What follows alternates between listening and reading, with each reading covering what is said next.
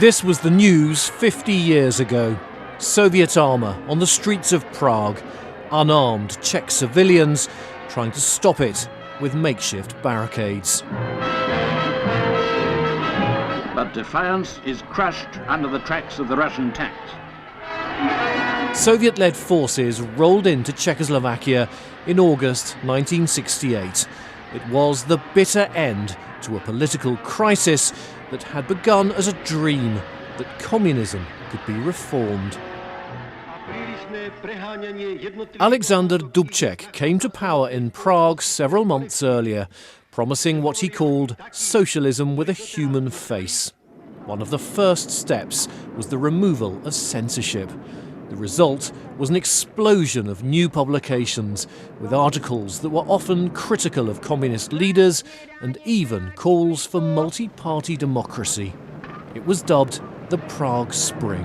Já musím říct, že protože jsem byl mladý, tak jsem měl pocit naděje a ovšem s rostoucími obavami, jak to s námi vlastně dopadne. Those concerns were well founded. Events were being followed with increasing disquiet in Moscow.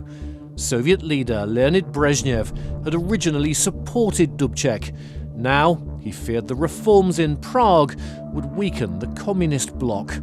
Дубчик прекрасно говорил по-русски, и Брежнев считал, что это наш человек. Он всегда говорил, наш Саша не подведет. Но Саша подвел, он был чехословаком и разделял те же демократические ценности. Столкновение было неизбежно. As spring turned to summer, Czechoslovaks continued to enjoy freedom of expression unprecedented in the Eastern Bloc. But Moscow was pressuring Dubcek to reverse his reforms and also making military plans.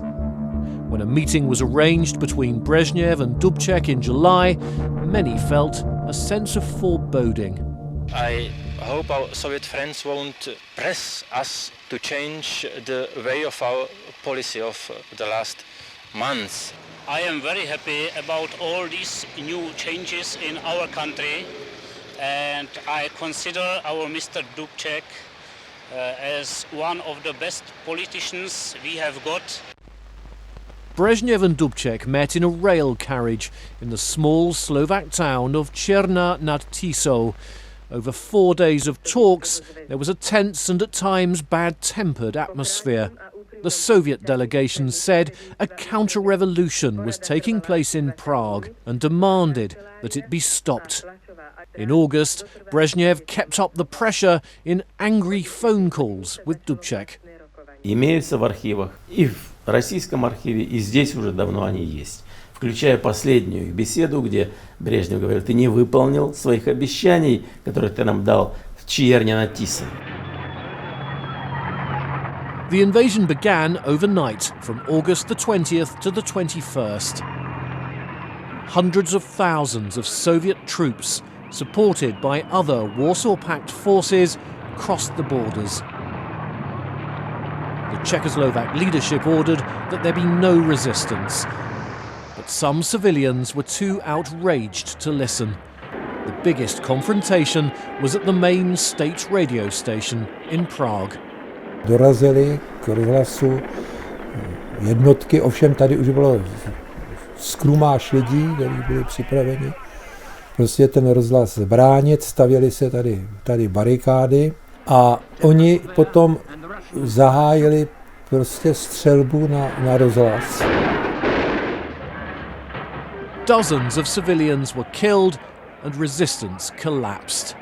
In the aftermath of the invasion, Dubcek was ousted and a hardline regime installed that reversed the reforms of the Prague Spring. It was not until the wave of revolutions that toppled communism in Eastern Europe in 1989 that democracy in Czechoslovakia would be restored.